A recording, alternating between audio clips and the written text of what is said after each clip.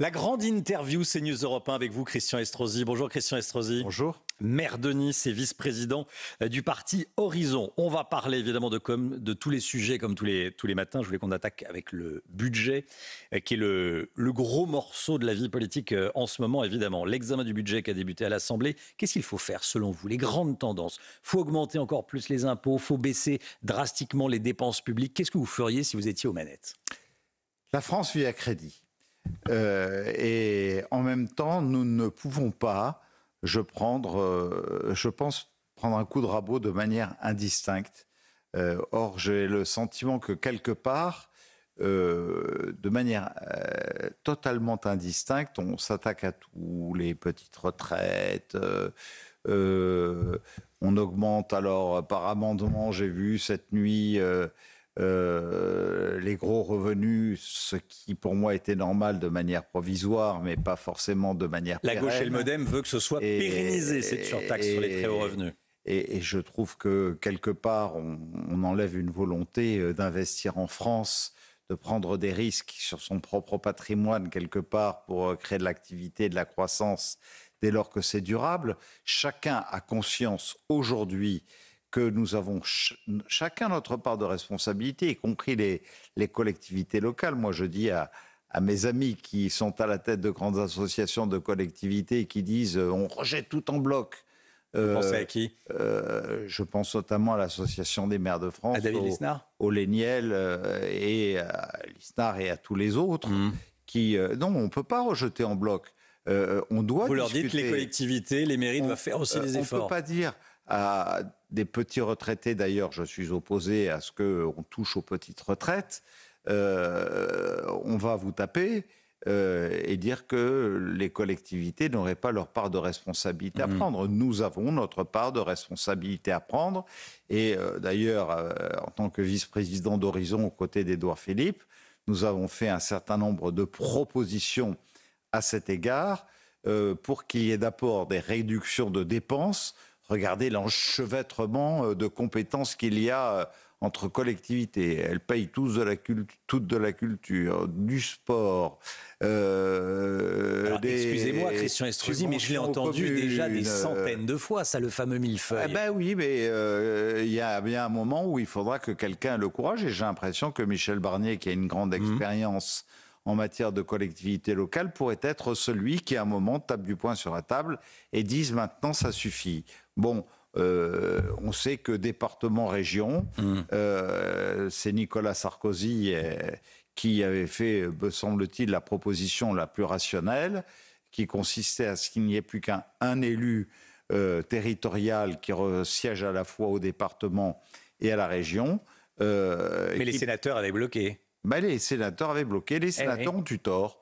On aurait réduit considérablement la dépense. Quand vous voyez par exemple que le CNFPT, c'est-à-dire le Centre national de la fonction publique territoriale, qui est censé former et paye des formateurs à 500 balles par jour, des gens qui ne sont pas vraiment formés à un niveau exceptionnel, là où, par exemple, pour mes policiers municipaux, sans avoir à passer par le CNFPT, alors que j'ai la police municipale la plus qualifiée et la plus nombreuse de France, aujourd'hui, nous pourrions le faire en interne avec des inspecteurs de haut niveau, c'est 1,3 milliard d'euros par an que ça coûte aux contribuables et sur lesquels nous pourrions faire des économies. Et on pourrait parler de tous les organismes d'État que sont des TEM directs, agences régionales de santé, les agences pour l'environnement, les agences de l'eau, etc., où tout est à revoir. Tout est à revoir et où on pourrait condenser et n'avoir plus qu'une seule organisation qui, en matière d'aménagement du territoire, de transition écologique et d'alimentation en réseaux multiples, et notamment sur les énergies, apporter une réponse qui soit diminuée, qui diminue par 5 ou 6 la dépense publique. Sauf que comme les fonctionnaires ont un emploi à vie, on ne peut pas fermer un centre de formation. C'est impossible. Oui, mais pourquoi ont-ils un emploi à vie ? Pourquoi n'aborde-t-on pas, regardez, on parle du problème des retraites, où on va ponctionner les collectivités sur leurs caisses de retraite. faut remettre en question l'emploi à vie des fonctionnaires. Vous ne pensez pas qu'un Français est un Français, un travailleur est un travailleur, qu'il soit membre de la fonction publique territoriale ou un salarié du privé, il ne pourrait y avoir qu'un système de retraite pour tous les salariés et une seule caisse de retraite pour tous les salariés dans notre pays. Ça fait partie des exemples où, sincèrement, on pourrait regarder les choses au fond pour réduire la dépense avant de parler impôts. Le 49.3, qui pourrait, donc ça, on arrêterait les débats, il va être étudié et proposé en Conseil des ministres aujourd'hui. Ça veut dire que c'est une possibilité dans les heures ou les jours qui viennent, le 49.3 pour le budget. 49.3, ça dit motion de censure ensuite. Est-ce que vous craignez que le gouvernement soit censuré ? Il peut être censuré. Michel Barnier a beaucoup de courage de s'attaquer avec si peu de délai, puisque l'essentiel du budget n'est pas préparé par son gouvernement, mais par Bercy, on le voit bien. Et c'est bien pour ça qu'il avait laissé le soin au Parlement de prendre une part de responsabilité. De toute évidence, un certain nombre de parlementaires ne se montrent pas très responsables. Donc, inévitablement, on risque d'en passer par le 49.3.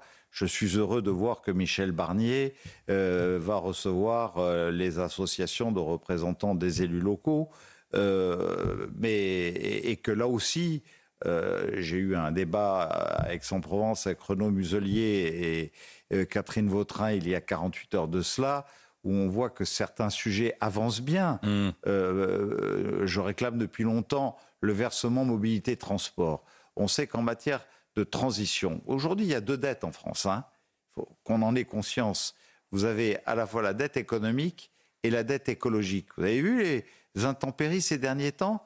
Les dizaines de millions. Prenez l'expression de Michel Barnier. Oui, parce que je partage la même vision que Michel Barnier sur le sujet. Et que de ne pas mettre les moyens en matière de transition écologique, avec le réchauffement climatique, avec les épisodes orageux qui seront de plus en plus nombreux, avec les périodes caniculaires qui seront de plus en plus nombreuses.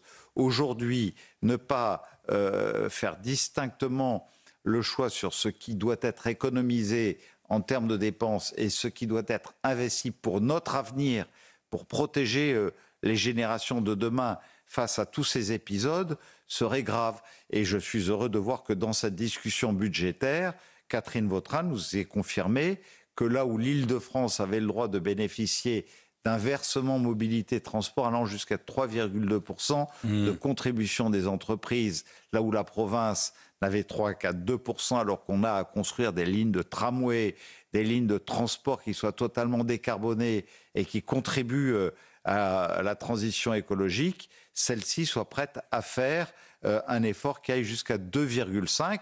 Donc on a un débat budgétaire qui est intéressant. Si les élus ne sont pas d'accord de se mettre d'accord entre eux, naturellement, le 49.3 sera nécessaire. Christian Estrosi, invité de la grande interview CNews Europe 1. Le député France Insoumise, Andy Kerbrat, on en parle beaucoup, il a été arrêté par la police en pleine transaction de drogue. Il achetait de la drogue. Est-ce qu'il doit démissionner ? Naturellement, comment peut-on concevoir que ceux qui ont à faire la loi, ceux qui ont à se montrer exemplaires en matière de droits et de devoirs dans les lois de la République, puissent encore avoir un droit d'exercer.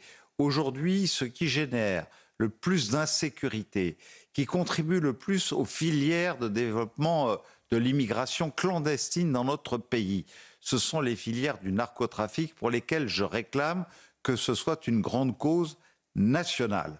Dans mon département, 70% de la filière du narcotrafic est tunisienne et avec des conséquences importantes. Dans ce domaine, j'ai d'ailleurs fait des propositions pour que dans les points de deal où il y a des quartiers qui sont aujourd'hui en dehors des mains de la République, il y en a en Île-de-France, il y en a dans la région lyonnaise, il y en a à Nantes, il y en a à Toulouse. Nous avons quelques points dans notre département. Il y en a à Marseille naturellement. La force Sentinelle, l'armée puisse intervenir. Que nous ayons, et je me réjouis de voir comment l'armée interviendrait ? Mais on considère, quand on a créé la force Sentinelle, que c'était pour lutter contre le terrorisme. Mais le narcotrafic est une forme de terrorisme où, naturellement, les conséquences en termes d'insécurité risquent d'être majeures et peuvent, même dans certains quartiers, déclencher des formes de guerre civile. Donc vous demandez très concrètement que les militaires sentinelles, qu'on connaît tous dans les grandes villes, aillent dans les cités. À la police nationale, et viennent en appui aux magistrats et à la police judiciaire, viennent en appui à la gendarmerie. Mais viennent patrouiller dans les quartiers où gangrénés par le trafic de drogue. Mais à partir du moment où on sait qu'il y a un point de deal, moi j'ai eu un point de deal où nous avons eu un drame puisqu'une famille avec des parents et des enfants, pour 7 d'entre eux, ont été atteints par un incendie et y ont laissé leur vie alors qu'ils n'étaient que des victimes collatérales d'un règlement de compte à un autre étage de cet immeuble. Et le lendemain, il n'y avait plus personne. Alors que M. Attal et M. Darmanin étaient venus la veille sur le terrain. Donc vous demandez ce matin sur CNews et Europe 1 que l'armée... Il y aurait eu sur ce point l'armée qui aurait été présente dès le lendemain matin. Le point de deal ne se serait pas réinstallé. Je me réjouis de voir que le ministre de l'Intérieur, Bruno Retailleau, ait proposé qu'il y ait un parquet national anti-stupéfiant, à l'image du parquet national antiterroriste. On voit bien qu'on est sur des choses qui parallèlement vont un peu de pair. C'est une proposition que je fais depuis longtemps. Il la reprend à son compte aujourd'hui. Je m'en réjouis. Je veux qu'on tape le consommateur. Plus de consommateurs, plus de trafic de drogue. Et ce député de LFI est bien un consommateur avec toutes les conséquences que ça peut avoir à la clé en termes de vie humaine. Dès qu'on est au volant d'une voiture et qu'on a consommé de la drogue, on est un danger mortel. On l'a vu avec... Pierre Palmade sur un autre sujet, que les guetteurs, qui sont souvent des mineurs, qui touchent jusqu'à 2000 ou 3000 balles par mois de la part des filières de grands trafiquants, puissent être lourdement condamnés, y compris s'ils sont mineurs, et qu'on fasse sauter l'excuse de minorité à leur égard. Et puis enfin, comme je le pratique moi, couper tout simplement les allocations familiales aux familles dont un des membres est un trafiquant de drogue. Nous sommes en train de regarder avec le procureur de la République et la caisse d'allocation familiale comment passer des accords, tout comme expulser d'un logement social une famille dont un de ses membres est concerné. J'ai déjà 150 familles qui ont été expulsées dans mon parc de logements sociaux depuis près de 2 ans, où nous avons la justice qui nous accompagne. Et ce sont les voisins vous disent quoi? Vous disent on a retrouvé la paix? Et les voisins nous disent, enfin, dans notre cage escalier, nous retrouvons la tranquillité. Je dis que nous ne devons pas avoir la main faible sur un sujet comme celui-là. Et lorsque je vois Madame Sandrine Rousseau, qui vient ce matin au secours de ce député LFI en disant « mais il faut changer notre regard sur les consommateurs, ce sont des malades, il faut les traiter ». Ce sont des malades, il faut leur enlever toute responsabilité publique parce que ce sont des dangers publics tout simplement.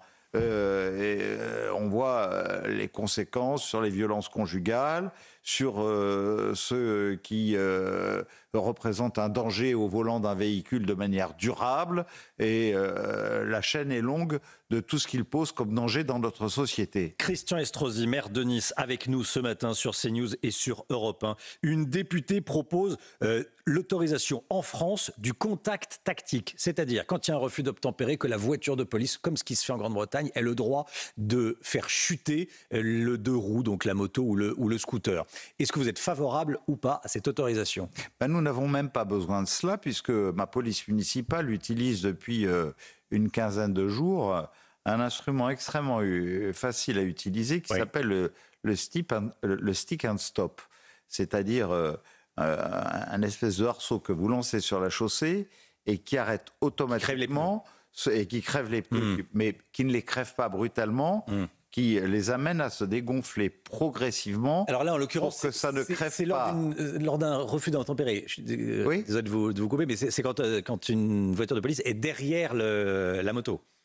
Ah, alors là, d'abord, porter danger à une vie humaine, quelle qu'elle soit, y compris celle d'un délinquant, c'est toujours un sujet moral où il faut être assez équilibré. Bon, celui qui refuse d'obtempérer lorsqu'il y a un policier ou un gendarme au milieu de la chaussée, parce que jusqu'à présent, moi j'ai eu un gendarme qui chez moi a perdu la vie à cause d'un refus d'obtempérer, c'est une chose. Amener celui qui se comporte en refus d'obtempérer à avoir des pneus qui se dégonflent progressivement sans provoquer d'accident sur la chaussée jusqu'à ce qu'il soit immobilisé, me semble une manière plus raisonnable. Nous avons mis cela au point, nous en avons fait la démonstration avec toute l'efficacité nécessaire et naturellement, au bout du compte, la police n'a plus qu'à le recueillir et à le neutraliser. Merci beaucoup Christian Estrosi, maire de Nice, vice-président d'Horizon, d'être venu ce matin sur CNews et sur Europe 1. Bonne journée à vous.